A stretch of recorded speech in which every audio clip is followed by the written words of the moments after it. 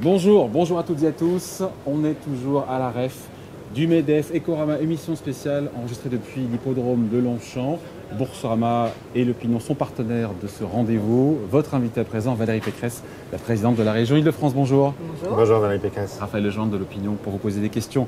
À mes côtés, plein de sujets à voir ensemble, le Brexit, l'actualité économique internationale, mais aussi évidemment les retraites. On parle que de ça depuis la rentrée et de cette sortie du président.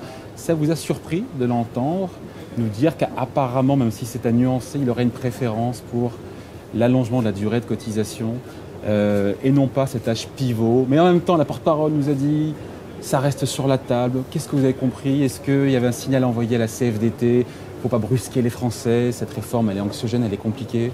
Oui, mais c'est encore plus anxiogène quand on ne sait pas où on va. Quand il n'y a pas de cap, quand il n'y a pas de direction. Pardon de vous dire que la droite a fait 3 réformes des retraites qui ont fait faire énormément d'économies, qui ont permis de stabiliser le système par le passé.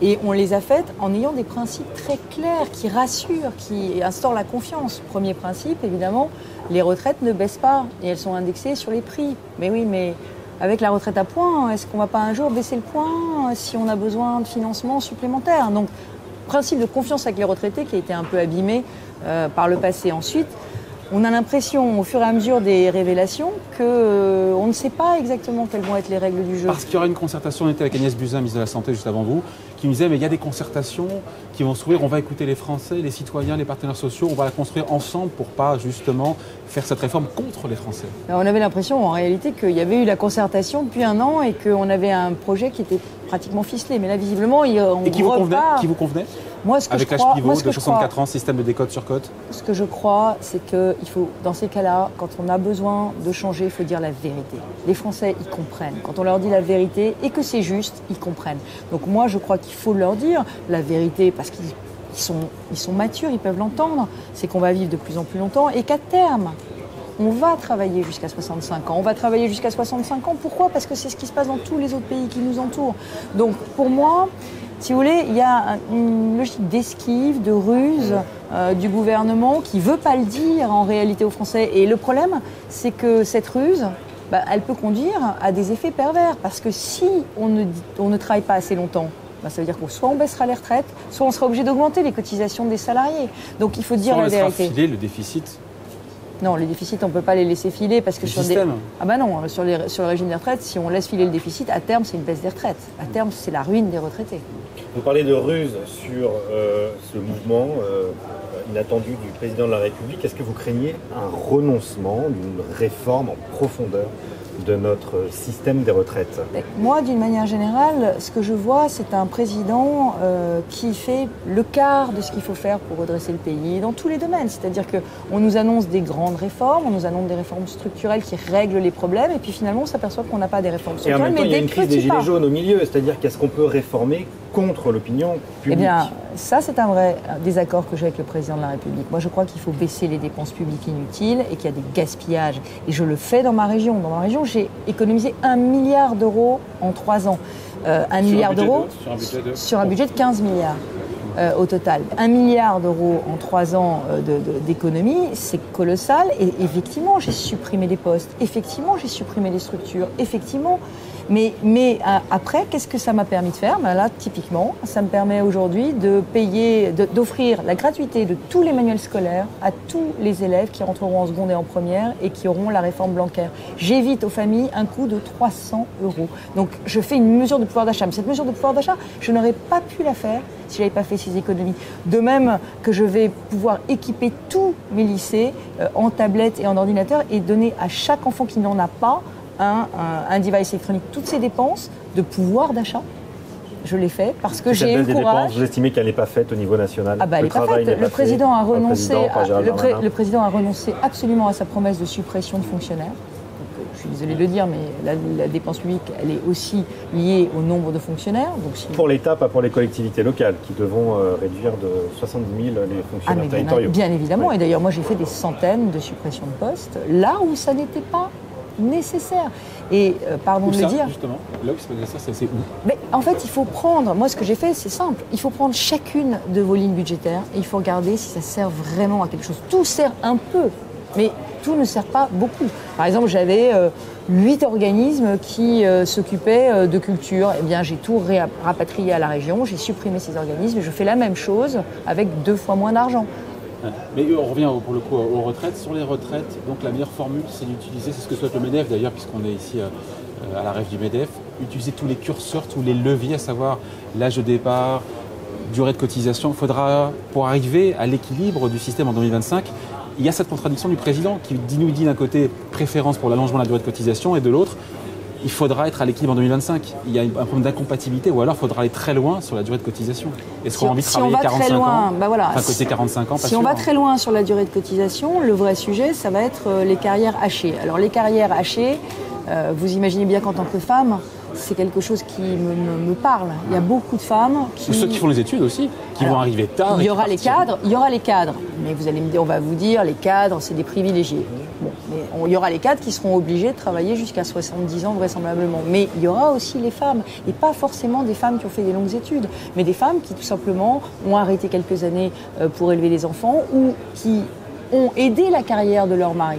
Et là aussi, il y a une grande inconnue sur les pensions de réversion qui doivent être évidemment maintenues. Mais les pensions de réversion ne résolvent pas tous les problèmes des femmes. Avec la séparation des couples, si vous êtes séparés, vous n'avez pas le droit à une pension de réversion. Qui serait maintenue uniquement pour la dernière épouse du conjoint dans la dernière mouture. Mais c'est exactement le problème de la pension de réversion. Mais c'est aujourd'hui le problème d'ailleurs de la pension de réversion. Oui. C'est que si vous divorcez à 65 ans, vous n'avez droit à rien.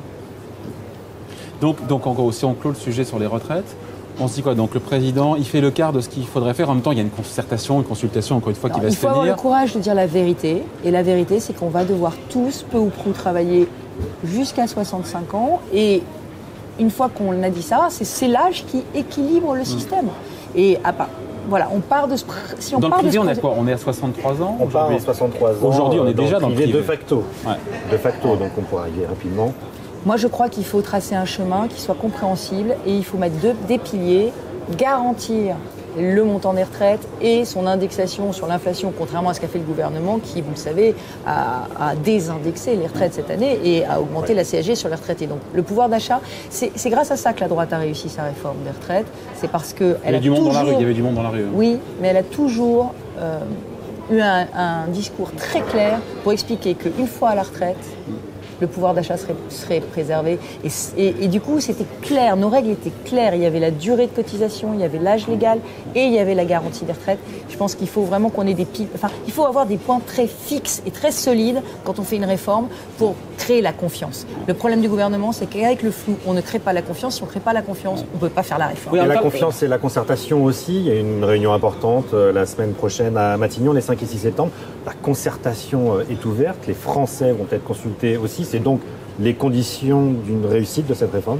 Alors, moi, je suis persuadée qu'effectivement, il faut concerter, mais il faut aussi convaincre. Gouverner, ça n'est pas dire « je les dirige, donc je les suis ». Gouverner, ça veut dire « voilà, en mon âme et conscience, la direction qui est la bonne, et je vais vous emmener dans cette direction ». Je fais beaucoup de concertations, vous imaginez, en tant que présidente de région, sur beaucoup de projets. De temps en temps, vous savez, le tramway, il est sur roue ou il est sur rail, mais il ne peut pas être sur les deux. Donc la concertation n'amène pas forcément toujours la bonne réponse. À un moment, il faut aussi que le politique prenne ses responsabilités et dise aux Français, quelquefois, ce qu'ils n'ont pas envie d'entendre. Alors on a des populistes, Marine Le Pen, Jean-Luc Mélenchon, qui nous diront « retraite à 60 ans, ça coûte 20 milliards d'euros d'impôts supplémentaires ». Je ne peux pas comprendre comment ils disent qu'ils défendent les gilets jaunes et en même temps ils nous proposent 20 milliards d'impôts supplémentaires pour la retraite à 60 ans. Donc les populistes disent n'importe quoi, mais le gouvernement ne dit pas n'importe quoi, mais il n'est pas dans la clarté. Geoffroy Roux de Bézieux qui était à votre place ce matin, on l'a senti un petit peu plus critique à l'égard de l'action du gouvernement. On l'aurait vu il y a un an, il aurait peut-être été plus sous le charme. Là, sur l'assurance chômage, sur la taxation des contrats courts, sur la retraite, sur la dépense publique, il est un peu sur votre ligne. Aujourd'hui, l'action du gouvernement, pour vous, vous écoutez, ne va pas dans la bonne direction? Si, ça va dans... Qu'on comprenne, et la question en miroir, c'est quelle serait une politique de droite aujourd'hui? Parce qu'on dit souvent que Macron mène une politique de droite globalement. Voilà, et en creux, quel est votre espace politique? Oui. Ça, c'est Emmanuel Macron aussi. 3 questions, lui. Alors moi, vous avez compris que ce que je souhaitais, c'est pour ça que j'ai quitté les Républicains, c'était créer une ligne politique d'une droite moderne. Pourquoi on a besoin d'une droite moderne? On a besoin d'une droite moderne pour être l'aiguillon d'un gouvernement qui prétend qu'il est de droite, mais qui ne fait pas le quart de ce qu'il faut pour redresser la France. Alors, la droite moderne, c'est quoi? La droite moderne, c'est une droite plus réformatrice, c'est une droite qui est plus pro-entreprise, mais c'est aussi une droite qui est plus sociale et plus juste. Plus pro-entreprise, qu'est-ce qu'on... Par exemple, typiquement, à ma table ronde, j'ai expliqué, parce que dans le contexte du Brexit, je passe mon temps à aller convaincre des étrangers de venir investir pour créer de l'emploi en France. Eh bien, nous avons des boulets aux pieds. Tant qu'on ne baissera pas la dépense de l'État un peu plus et qu'on ne mettra pas les impôts des entreprises à la moyenne européenne, pas en dessous de la moyenne, à la moyenne européenne. Sur l'IS, on y va, 25. Sur l'IS, on y va, mais il reste les impôts, ce qu'on appelle les impôts de production. Les impôts de production, c'est pas moi qui le dis, c'est le Conseil d'analyse économique auprès du président de la République qui dit qu'ils sont 3 fois plus élevés en France qu'en Allemagne. Moi, je n'arrive pas à convaincre un Américain, un Japonais, un Chinois de venir créer de l'emploi en Île-de-France, en France, parce qu'il me dit, ah bah oui, mais l'emploi, si je le crée en Allemagne, c'est 3 fois... Qu'est-ce que vous me donnez, Madame Pécresse? Puisque c'est 3 fois plus cher chez vous. Le corollaire, c'est de baisser la dépense publique, sauf qu'il y a eu la crise des gilets jaunes. Alors, et là, on reboucle. C'est là que je ne suis pas d'accord. Pardon de vous dire. Ce qu'ont dit les gilets jaunes, c'est qu'ils ont dit que les services publics ne marchent pas. Mais ils ne marchent pas parce qu'on n'a pas pensé les solutions. La santé, les urgences. Libre, mon mouvement a fait des propositions très fortes. On nous dit, il n'y a plus de santé. Moi, je propose quelque chose que tous les conservatismes et tous les corporatismes refusent depuis 10 ans. Je propose que les infirmières, on les qualifie tout au long de la vie à Bac+5, qu'on les appelle infirmières praticiennes comme au Canada et qu'on leur donne la possibilité de faire des ordonnances en lien avec un généraliste pour le suivi de toutes les maladies chroniques. On va vivre de plus en plus vieux, on va avoir de plus en plus de maladies chroniques. Une infirmière ne peut pas prescrire un Doliprane. Or, les infirmières libérales, celles qui vont à domicile. Voilà, ça c'est une réforme structurelle que le gouvernement devrait faire, qu'il ne fait pas parce qu'il a peur, parce qu'il y a des corporatismes. Pareil sur les urgences. Moi, il faut un numéro unique d'urgence. On a 5 ou 6 services qui prennent les appels. Les pompiers se déplacent. Mais attendez, quand les pompiers se déplacent, est-ce que vous savez qu'il faut 3 pompiers dans un camion? Est-ce que vous pensez qu'il faut que ce soit les pompiers qui se déplacent quand quelqu'un s'évanouit dans la rue? Ça devrait être pris en charge par des médecins d'urgence qui, eux, n'en sont que 2. Déjà, on ferait un tiers d'économie, vous voyez. Après, pour le coup, même si le président Macron fait le quart de ce qu'il devrait faire en termes de réforme, la croissance française, rehaussée aujourd'hui par l'INSEE, plus 0,3%, l'Allemagne est à moins 0,1%, on s'en sort pas si mal quand même, non? Écoutez, oui, je sais qu'il faut applaudir le fait qu'on soit à 8,5% de chômage parce qu'il paraît que c'est mieux. Mais on est quand même à 3 points au-dessus de la moyenne de l'Union européenne. On est quand même toujours les derniers. 3 points au-dessus, j'ai un doute, 3 points au-dessus, là j'ai un doute. Enfin, on est en tout cas toujours... On est au-dessus, pas 3 points. On est au-dessus et puis surtout, on est au moins 3 points au-dessus de l'Allemagne et au moins 3 points au-dessus de la Grande-Bretagne qui sont nos grands concurrents. Et par ailleurs, excusez-moi de vous dire, qui a derrière nous la Grèce, l'Italie et l'Espagne, comme d'habitude. C'est-à-dire qu'on est toujours... Au niveau des déficits. Au niveau du chômage.